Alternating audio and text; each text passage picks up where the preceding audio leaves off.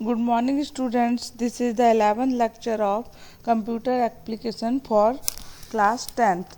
Now here we are going to study about digital property rights. Digital property rights refers to intellectual property given to person over the digital property created by them. ये एक तरीके से intellectual property से ही refer करता है, मतलब कि आपके पास कोई भी वो है, क्या बोलते हैं,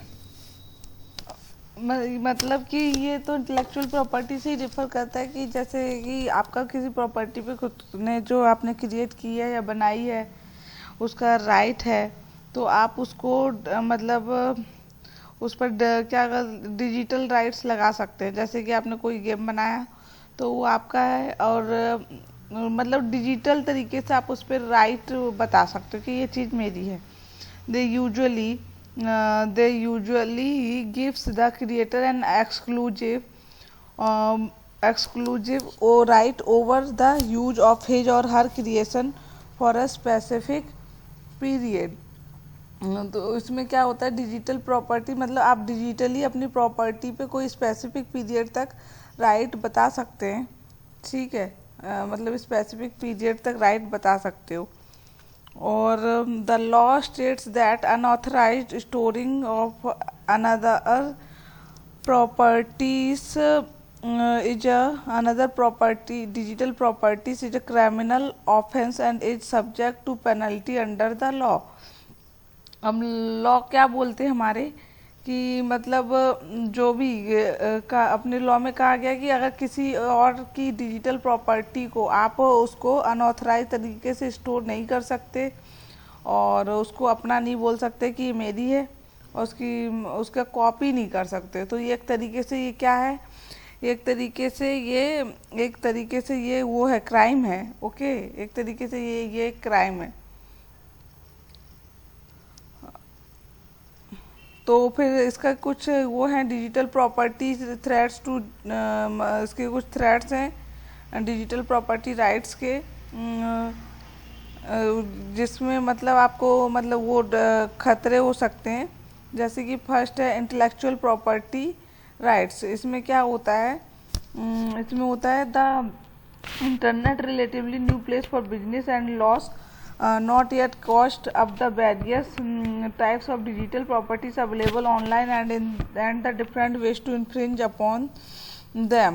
इसमें क्या होता है कि आजकल क्या होता है, इंटरनेट है, इंटरनेट एक बहुत बड़ा वो बन गया है, मतलब क्या बन गया, प्लेस बन गया है जहाँ पर आप अपना बिजनेस का से रिलेटेड ट्रांजैक्शन या कुछ भी कर सकते हो वहाँ पर। और अभी तक कोई लॉ नहीं निकला है जो कि मतलब जो भी डिजिटल क्राइम करते हैं उनके ऊपर वो कर सके, क्या बोल सके, उनके ऊपर वो लगा सके कि तो एक्शन ले सके। अभी ये तो कोई लॉ नहीं निकला। पेटेंट वायलेशन क्या होता है कि new technologies inventors have little or no patents footprints, moreover it is hard to prove. तो आजकल जैसे कि बहुत ज़्यादा देख रहे हैं सब लोग डिजिटल बोल रहे हैं, तो जो भी नए जो वो है बिजनेस जो भी सेटअप करते हैं तो उनका खुद का क्या नहीं रहता, उनका खुद का कोई पेटेंट नहीं रहता है। पेटेंट बोले तो कोई मार्क, ओके, के पास बहुत कम होते हैं उनके पास पेटेंट। इसके अलावा क्या होता है कि टेक्नोलॉजी, कोई भी दूसरा आपकी उसकी टेक्नोलॉजी की नकल करने वालों का अपराध। तो जो भी आपकी टेक्नोलॉजी है, आपके वर्कर जो भी वो करता है, क्या बोलते हैं, कॉपी करता है, तो आप उसके ऊपर कोई भी एक्शन नहीं ले सकते, तो पेटेंट वायलेशन ना होने की वजह से। अब ट्रेडमार्क इन्फ्रिंजमेंट क्या होता है, इसको भी हम देख लेते हैं। ट्रेडमार्क इन्फ्रिंजमेंट वो होता है these occurs when another company, usually a competitors, use a company trademarks to enhance its images। जब एक क्या होता है, जब एक कंपनी आमतौर पर एक दूसरी कॉम्पिटिटर कंपनी से मतलब कंपटीशन करती, तो अपनी छवि को बढ़ाने के लिए एक कंपनी ट्रेडमार्क का उपयोग करती। तो ये क्या होता है कि उसमें ये लोग ट्रेडमार्क का यूज करते हैं। एक कंपनी दूसरी कंपनी को कंपटीशन करने के लिए मतलब ट्रेडमार्क का यूज करते हैं।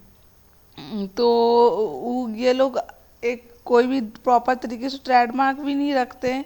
तो अगर कोई कॉम्पिटिटर कंपनीज होती है, अगर रखते भी तो थोड़ा सा हल्का सा उससे मिलते जुलते, तो इनके पास कोई ट्रेडमार्क भी नहीं रहता है प्रॉपर। तो इसकी वजह से भी आप डिजिटल क्राइम को वो नहीं कर सकते, प्रूव नहीं कर सकते। कॉपीराइट इन्फ्रिंजमेंट क्या होता है? This violation involves the illegal distribution and sale of copyrighted work. इसमें क्या रहता है कि कोई किसी दूसरे का कॉपीराइट वर्क कोई भी किसी भी इलीगल तरीके से उसको सेल कर सकता है, ठीक है, उसको इलीगल तरीके से सेल कर सकता है। तो स्टूडेंट इलीगल डिस्ट्रीब्यूशन आ गया, मतलब इसमें आप किसी पर भी एक्शन नहीं ले सकते इजीली कि किसी ने किया, कोई भी सेल कर सकता है, कुछ भी कर सकता है। तो अब हम नेक्स्ट अपना टॉपिक देखेंगे, based to protection digital property rights. अब डिजिटल प्रॉपर्टी राइट्स को हम कैसे प्रोटेक्ट करें? तो इसमें हमारा फर्स्ट है technical protection services. Technical protection services first हमारा टेक्निकल, इसमें क्या होता है टेक्निकल प्रोटेक्शन सर्विसेज में कि आप उसमें जो भी आपकी जो भी डिजिटल प्रॉपर्टी है उस इंटरनेट पर, तो आप उसको एक सर्विस की तरह सर्विसेज बहुत सारी कंपनियां देती है, उससे सिक्योर कर सकते हो। एंटी टेम्पर सॉल्यूशन बोलते हैं कि आप अपने डेटा को एनक्रिप्ट करा सकते हो ताकि कोई भी हैकर उसको पढ़ ना सके, और सिस्टम को जो भी जिस भी सिस्टम में आप वर्क करते हो तो उसको भी आप प्रोटेक्ट कर सकते हो ताकि कोई भी हैकर्स उसको ब्रेक करके आप डिजिटल प्रॉपर्टी को आपको चुरा ना सके और उसको पढ़ ना सके, या अगर हैक चुरा भी लिया तो उसको वो हैक ना कर सके, ठीक है। अब नेक्स्ट आता है legal protection. Digital property owners must include digital rights protection clauses while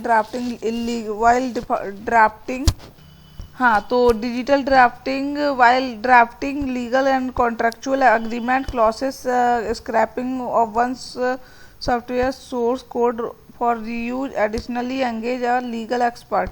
इसमें क्या होता है कि आपको डिजिटली एक प्रॉपर कॉन्ट्रेक्चुअल एग्रीमेंट साइन करवाना चाहिए, बनवाना चाहिए कि आपके जो डिजिटली आपने जो भी बनाया है, उसको लॉन्च किया है, उसको कोई भी क्या ना कर सके, हैक ना कर सके। अगर कोई भी करता है तो उसके ऊपर लीगल एक्शन लेना चाहिए।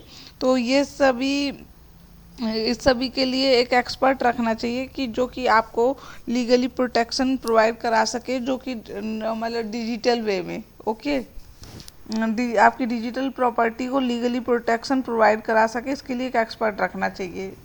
तो एक तरीके से कॉन्ट्रैक्ट साइन होता है।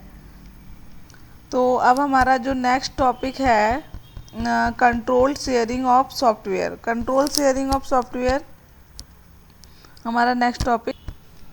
Company should regularly organise employ security awareness training and prohibited them from sharing. मतलब कंपनी को ट्रेनिंग रखनी चाहिए अपनी एम्प्लॉयज़ के लिए, और उनको मतलब एक तरीके से अवेयरनेस प्रोवाइड करानी चाहिए। उस ट्रेनिंग में बताना चाहिए कि अब आप लोग अपनी जो भी आपकी कंपनी के जो भी इशूज़ हैं या मटेरियल्स हैं या डेटास हैं, आप किसी भी अदर स्टेक होल्डर्स या दूसरे थर्ड पार्टी को डिस्क्लोज ना करें। तो ये टाइम टू टाइम उन कंपनीज़ को ऑर्गेनाइज कराना चाहिए ट्रेनिंग, तो इससे हम बच सकते हैं। ओके स्टूडेंट, यहाँ पे हम अपना लेक्चर ख़त्म करते हैं, अब मिलते हैं नेक्स्ट लेक्चर में।